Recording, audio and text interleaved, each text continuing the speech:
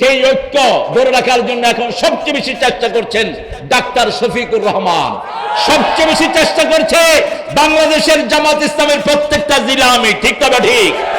যারা তাদেরকে কাফের ফতোয়া দিয়েছে তাদের ঘরেও তারা গিয়ে খাওয়ার জন্য বসে পড়েছে, তাদের ঘরেও গিয়ে তাদেরকে হাদিয়া তাদের হাতে তুলে দিয়েছে। তারা যখন অসুস্থ হয়েছে মেডিকেল খরচ তাদের বহন করেছে এই সুন্দর সংগঠনটি।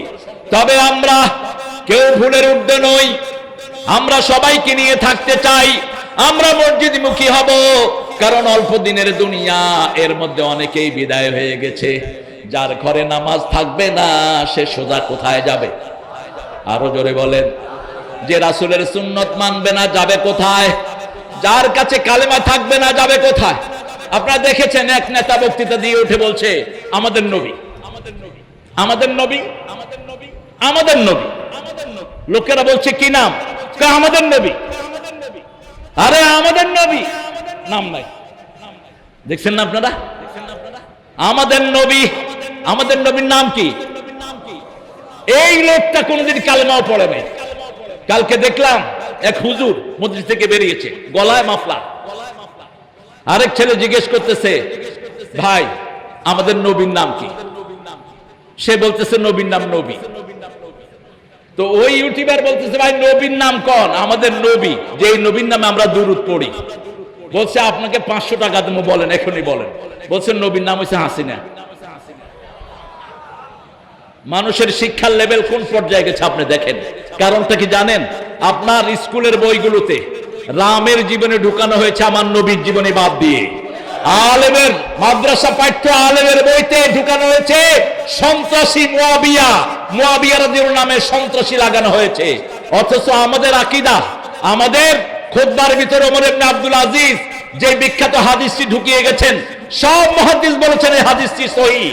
আমরা প্রত্যেক জুমায় হাদিসটি শুনি, আল্লাহ আল্লাহ ফি আসহাবি লা তাত্তাখিযুহুম গারাদাম মিন বাদি ফামান আহাব্বাহুম ফাবিহুব্বি আহাব্বাহুম ওয়ামান আবগাদাহুম ফাবিবুগদি আবগাদাহুম খায়রুল কুরুনি কারনি সুম্মা আল্লাযীনা ইয়ালুনাহুম সুম্মা আল্লাযীনা ইয়ালুনাহুম। রাসূল বলছেন আল্লাহর কসম করে বলছি, সাহাবীদেরকে যারা নিন্দার পাত্র বানাবে আমার ঘৃণা তাদের জন্য থাকবে, সাহাবীদেরকে যারা ভালোবাসবে আমার ভালোবাসা তাদের জন্য থাকবে। সর্বশ্রেষ্ঠ যুগ আমি নবীর যুগ, তারপরে সাহাবীর যুগ, তারপরে তাবেঈর যুগ। এই তিনটা যুগের কথা বললেন রাহমাতাল লিল। একজন সাহাবীর কোন বন্দনা আমরা সহ্য করব না। একজন সাহাবীর বিরুদ্ধে কেউ যদি কথা বলে তাকে বাংলাদেশে থাকতে দেয়া হবে না, ঠিক না ঠিক? এই জমিনে রক্ত ঝরেছে যাদের, জমিন হবে তাদের। সবচেয়ে বেশি রক্ত ঝরেছে ডানপন্থীদের, এই জমিন তাদের হাতে আল্লাহ তুলে দিবেন। শেখ মুজিবের রক্ত ঝরার কারণে হাসিনা ক্ষমতায় ছিল। শেখ পরিবারের যদি রক্ত না ঝরতো হাসিনা ক্ষমতায় থাকতে পারত না। রাসূল সাল্লাল্লাহু আলাইহি ওয়াসাল্লামের মাধ্যমে আল্লাহ সূরা বনী ইসরাঈলে বলছেন যে কাউকে হত্যা করে আমি তাকে ক্ষমতায় বসিয়ে দেই। কাউকে যদি অন্যায়ভাবে হত্যা করা হয় ওর প্রতিদান আমি আল্লাহ নিজে তাকে দান করে দেই। যেহেতু শেখ পরিবার খুন হয়েছে এই জন্য ক্ষমতায় ছিল হাসিনা। খুন হয়েছে ইসলামওয়ালারা, খুন হয়েছে সাতক্ষীরার হাজার হাজার যুবক, খুন হয়েছে জিনেদার হাজার হাজার যুবক, খুন হয়েছে বিএনপি জামাতের হাজার হাজার লোক। আগামীর বাংলাদেশ তারাই গঠন করবে, ঠিক কিনা? এটা ফয়সালা কার? ওয়ান নাজমি ওয়া মা হাওয়া। আল্লাহ রাব্বুল আলামিন কসম খাচ্ছেন, তারার কসম। মানুষ যে উইংস দিয়ে পরিচালিত হয়, উইংসের কসম। আল্লাহ বলছেন মা বাল্লা সাহিবুকুম ওয়া মা গাওয়া, তোমাদের সাথী কখনো গোমরা ছিলেন না, কখনো তিনি পথ হারা ছিলেন না। কোন নবী জন্মগতভাবেই গোমরা ছিলেন না। জন্মগতভাবেই প্রত্যেক নবীকে হেদায়েতের উপর রেখেছেন কে? যেমন ঈসা আলাইহিস সালাম যখন দুনিয়া আসলেন 3 দিন অথবা 40 দিনের মাথায় মা মরিয়ম তাকে পাহাড় থেকে নিয়ে নেমে আসে। মরিয়মকে আল্লাহ বলছেন 3 দিন তুমি মানুষের সাথে কথা বলবা না, ইন্নী নাযারতু লির-রাহমানি সাওমা, আমি 3 দিনের জন্য কথার উপরে রোজা রেখেছি, আমি কথা বলবো না। রোজার একটা অর্থ হলো বিরত থাকা। তিনি যখন ছেড়ে নিয়ে আসলেন ইহুদিরা বলল তোমার মাও ভালো বাপও ভালো, ইয়া উখতা হারুন, হে হারুনের বোন তোমার মা ভালো তোমার বাপও ভালো, কোত্থেকে এই বাচ্চা নিয়ে এসেছো? তিনি বাচ্চার দিকে ইশারা করলেন। তারা বলল কাইফা নুকাল্লিমু মান কানা ফিল মাহদি সাবিয়া, কিভাবে শিশু কথা বলবে? যখনই বলল কিভাবে শিশু কথা বলবে, মা মরিয়মের কোলে ছিল ঈসা আলাইহিস সালাম, মুখটা বের করে তিনি বলা শুরু করলেন, ইন্নী আব্দুল্লাহ আতানি আল কিতাব জাআলানি নাবিয়্যা ওয়া জাআলানি মুবারাকান আইনামা কুনতু ওয়া আওসানি বিস সালাতি ওয়াজ যাকাতি মা দুমতু হাইয়্যা। সাথে সাথে তিনি বলছেন আমি আব্দুল্লাহ। আমি কি, বয়স কত? 3 দিন অথবা 40 দিন। মায়ের কোলে 3টা ছেলে কথা বলেছে। কয়টা?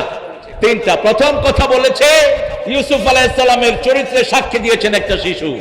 দ্বিতীয় কথা বলেছে একজন বালাম, একজন বড় মুস্তাজাবুদ দাওয়াত, বুখারীতে তার হাদিস এসেছে, তার বিরুদ্ধে জিনার এলিগেশন দেওয়া হয়েছিল। আগামীর বিশ্ব ইসলামের বিশ্ব, আগামীর বিশ্ব কোরআনের বিশ্ব, আগামীর বিশ্ব মাহদীর বিশ্ব। আসতে পারবে না ইসলাম বিরোধীরা কখনো। রাসূলের ভবিষ্যৎবাণী আস্তে আস্তে একটা ফলবে, ভারত ভেঙে টুকরা টুকরা হবে।